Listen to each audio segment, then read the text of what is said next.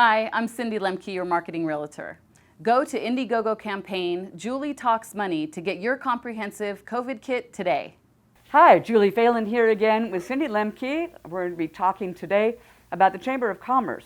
Cindy, in addition to being an agent, is the executive director of a Chamber of Commerce, and I want to find out a little bit more, especially here in the time of COVID-19, what is going on with the Chamber and how are businesses reacting. So thanks again for joining me. Yeah, thank you for having me. I am with the Hemet-San Jacinto Valley Chamber of Commerce, and we've had an exciting year. I know that this is unprecedented times, and things have been the way none of us have ever experienced in business before. But what we're doing at the Chamber is creating platforms, teaching you how to pivot your business, and really maximizing keeping these businesses relevant to everyone today. You know, we're creating platforms with virtual networks.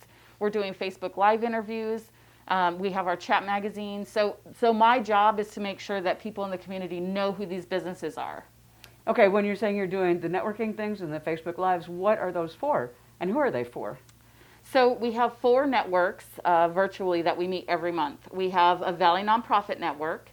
So what we do at that network is we try to educate, teach collaboration, and network within the businesses. What's working for you? How can you share to those nonprofits? And just really keep the momentum of what we're working on. And for each nonprofit, that's going to be different, but we give them information to use to continue that momentum. The second one is the Multicultural Network.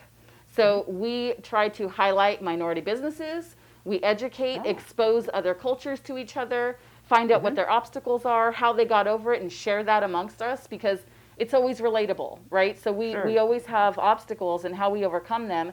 And some people get a little bit more creative than others, so it inspires that. So we do the momentum that way. We have Women in Business. So we have Women in Business network that it's not just for women in business, it's for those who support, who get services from, and we do education, we do highlighting, we do spotlights of different businesses and local leaders and women making the difference here in the community. And then we also have social media sessions where we get together once a month and talk about some tips that are trending right now or what we can do differently. And if there's nothing major in a new tip that's going to make your day, right? We focus on a Facebook Live and highlight a business, creating that platform to introduce them to the community. I bet that's very effective. And a lot of people wanting that. Now, is business dropping? Are people in the Chamber, are you finding that their Chamber membership is going down, or that people here in the Valley are having trouble with their businesses, the business is closing? What's happening in the commercial market? We haven't heard of a lot of closures, and I'm sure that it does happen. We've actually only had 2 members drop the entire year, which is, you know, part of, we have a tight-knit community, and we have people that are teaching other people how to collaborate together and pivot their business. You know, so restaurants are doing drive-through and drop-off and pickup and delivery, and you know, so we're trying to help businesses and services that can't have their doors open to have their screens open and still have the services being taken care of for the people in the community. Are retail businesses doing that as well besides restaurants?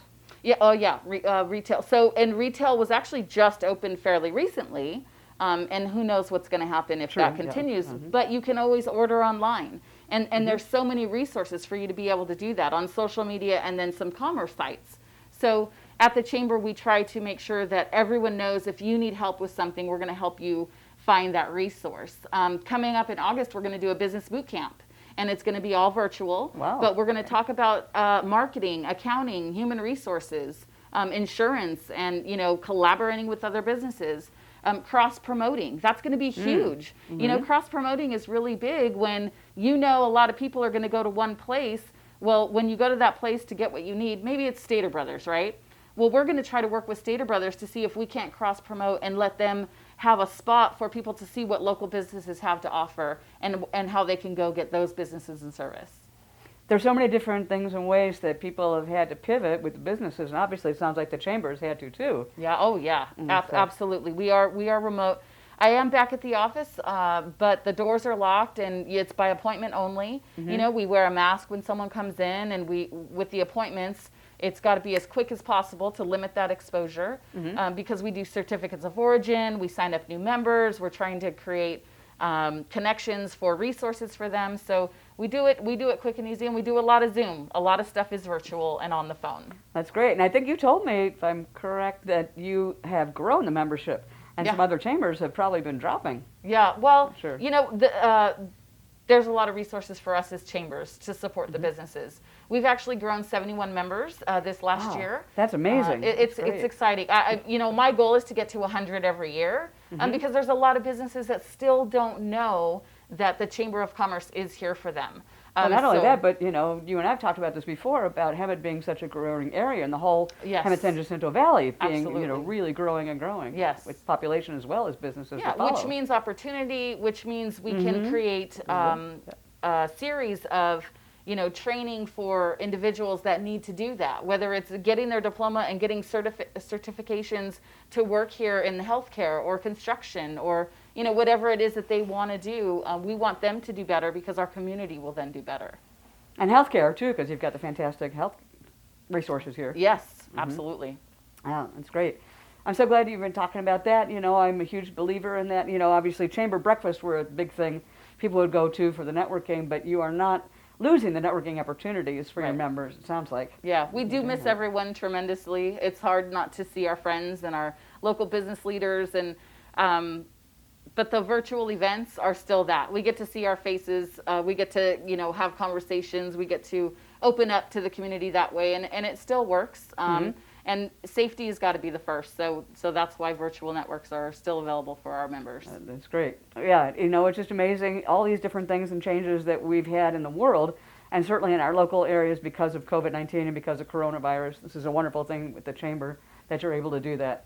This is Julie Talks Money and Julie Phelan. Cindy Lemke is the Executive Director of the Hemet-San Jacinto Valley Chamber of Commerce, talking about how business has been affected and what they're doing about it and growing through the time of COVID-19. Thanks for joining me, and I hope you'll check in for another episode. You can listen to me every week on ABC 1490 AM KMET radio, and also on SoundCloud, your favorite podcaster.